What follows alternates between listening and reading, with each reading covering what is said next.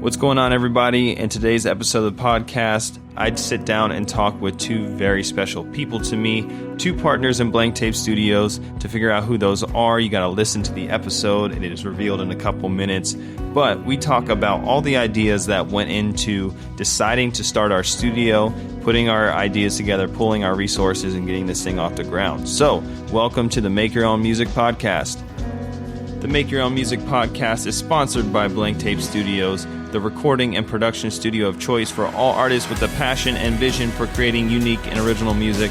I am your host, Gerald, JR2, a producer and music coach with Blank Tape Studios and jr2music.com. So without any further ado, let's get into it. We're rolling, and 3, 2, 1. So today on the podcast, I have two very special guests. I don't think it gets more special than this. Two people that were super integral to my personal journey, and two people that you need to know, Kristyn and Maria. And we're actually just going to call Maria today because it's weird for me. We're going to call her Mama because this is my mother. So I have Mama on the show, and I have Kristyn on the show. Thank you guys for being here.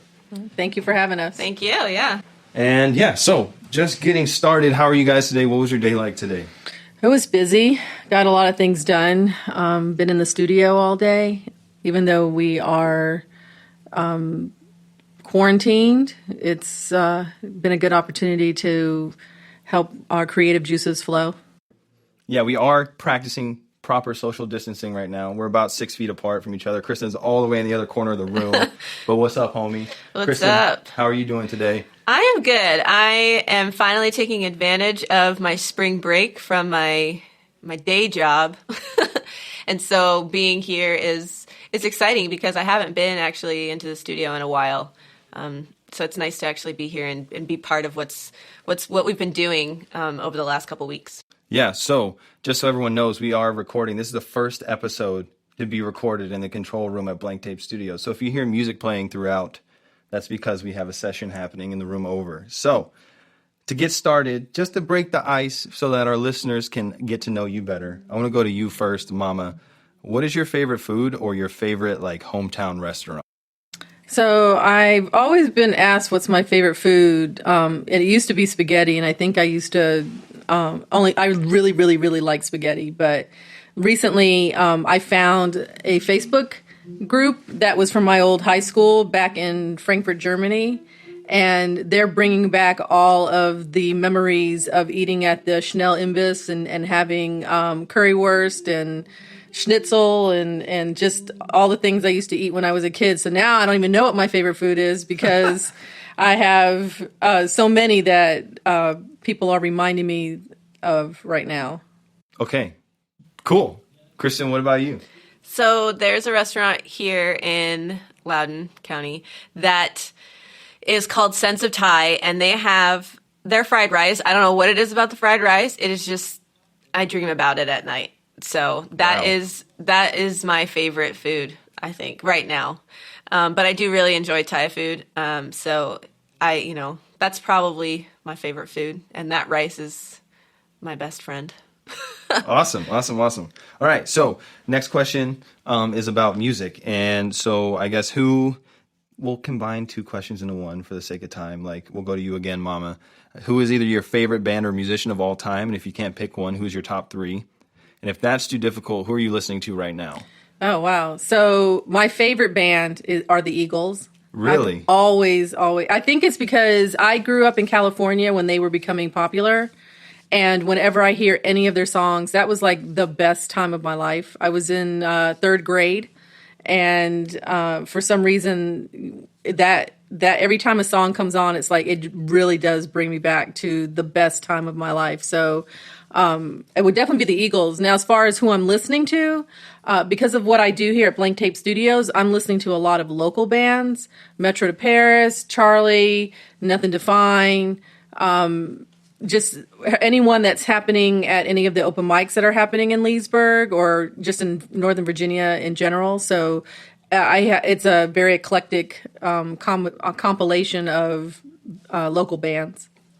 Nice. I like that. So you got the retro thing with the Eagles, but then you got the new bands in the community that are pushing things forward. That's cool. What about you, Kristyn? So I think I'll have to give you my top 3 artists if I can narrow it down. So definitely influential, or not influential, but like the band I always go to is the Beatles. I don't even necessarily know why, and I think it has to do with the fact they just have such a huge repertoire. Their songs go from all over the place, and I like their story. I like how they really didn't know what they were doing, and I think that when they started, I think that has a lot to do, or it reflects kind of my personal professional musical experience as well. So the Beatles, absolutely. I always have the Beatles channel on in my car on the Sirius XM. If we're going for, or when I'm going for like when I don't know, came of age, it would be the All American Rejects. I am a 90s kid, 2000s rock. Like that's where I sit. So All American Rejects and their first albums, Up to Move Along, like that's like core AAR for me. I saw them at Wolf Trap a couple years ago, and it was like the best night of my life. And then when I really think about music that I truly, truly enjoy and an artist that I really appreciate for who he is, Jason Mraz, actually. His song "You and I Both" off of his first album is my favorite song of all time. And it was interesting because I was just looking through kind of what he's done over the years and just noticing how on every album, he's probably the only artist that I have a song on every album that I like. And so he's probably my number one in general. Yeah. Wow. Well, I lived with these people with both of you for how long, and I had no idea. So this is cool. I'm excited.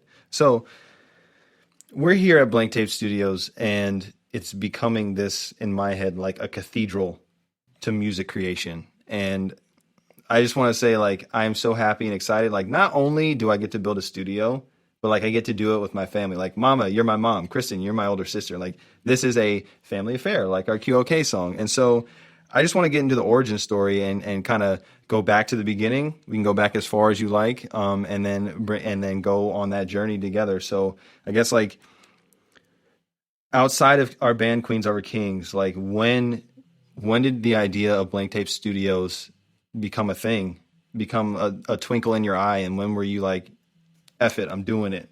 Gerald and I both graduated school in 2014. January 2015, we both came back to the area, and from being like literally on the other side of the world.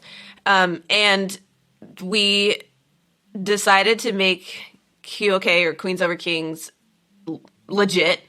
And I think after we had some experiences with other producers and quote home studios and just meeting other local industry people, it just had always been something in our minds that we wanted a label, or that we wanted to have more creative control. And that's the hard part, I think, about music right now, is that plenty of people write original music, but the only way that you can really get it out there is if you have somebody backing you up. And it's a little bit unfair because I wrote the song, I wrote the lyric, you know what I mean? And then afterwards, in order to get it where you want it to be on a platform or whatever, you have to find somebody else who's willing to say, let me help you with that. But there's some kind of, there's an exchange there. It's not just support. There's not a lot of support that we had necessarily experienced.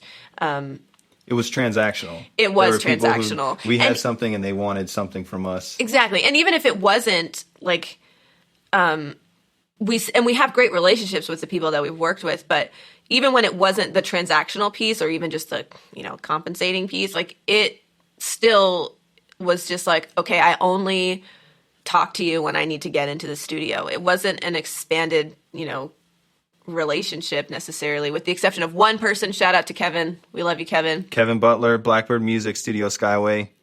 You were at the beginning. We're part of this success, and this building is yours too. Exactly. So after, putting that thought, I guess, was planted then, was just kind of thinking, we could do that, or wouldn't it be nice if we had that space for ourselves? And that's just, here we are. It just, Mama, you can speak to this, the whole concept of dreaming and doing. We used to be dreamers, and just one day we decided there's more to it than that. You can't just dream it. You actually have to do it. And this literally is the fruits of that idea, that like no longer are we going to just say, oh man, I wish I had, or wouldn't it be cool, or someone should. Like, no, I should and I will, and that's how it's going to be. Well, I think part of it was, being the manager / parent, and seeing that as I was booking gigs for Queens Over Kings, knowing that it's really hard to tour. That is a really hard thing to do and to make money off of it. And, unfortunately, what we're seeing, when you're streaming your music, you're making 0.0007 cents per streaming song. So it was about trying to find another source, another line of revenue that didn't require us getting up at 5 a.m. to be at a 6:30 show, or staying up until 11 o'clock at night, or, being at a gig at 10 to play at 11 to get back by 1 o'clock in the morning. I just felt like there was a better way for us to be doing it. But it was also thinking about the other artists that we were meeting out there, that they were all having the same struggles and the same challenges, but they didn't have the backup support that Queens Over Kings had. Like, we have an entire support system that's built into being a family band, to being a family business, where the other bands that we were meeting don't have that support system. And so I felt what I could give to Blank Tape Studios was an opportunity to take the experiences that we've learned out there and find anyone who wanted to pursue music, and to also get their feet wet and not have to worry about, if I fail, then everything I ever put into it is gone. But this is a way for them to kind of go through the journey that we've already gone through, and know I can help them know what pitfalls there were ahead of time.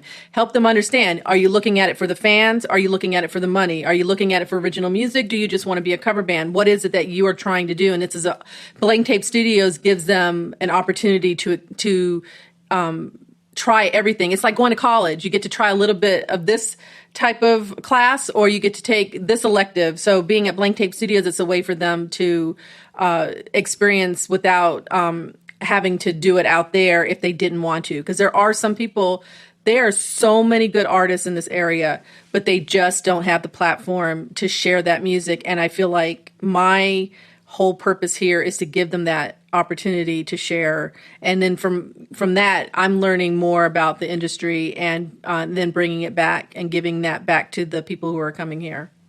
I love that. Yeah, because that was one of the big things about Queens Over Kings.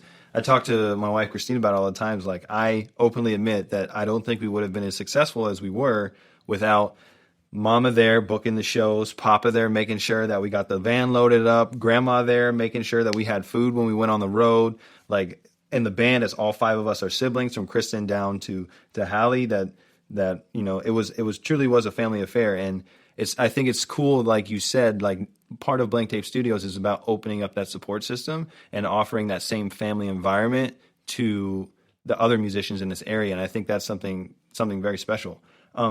You also talked about pitfalls. And so I wanted to get into that, like, pitfalls that we've been through for both of you. We'll start with Mama. Like, what, from your perspective as a parent, but also a manager, like, what's one pitfall that you didn't see coming that when we got to, you were like, oh, I was not expecting that? I think it was go back.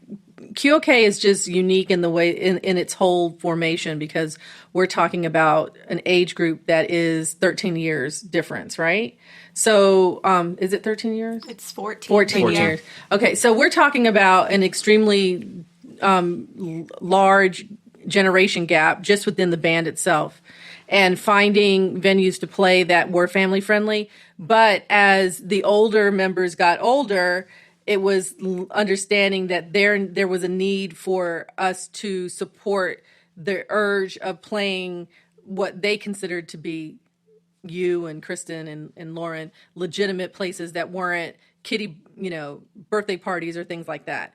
And I think, so that was one pitfall that I don't know if it was a pitfall. I think it was just something that was constantly on the forefront of whenever I was booking a gig. But when you bring on other bands and they're not family members and they're much closer in age and they want to play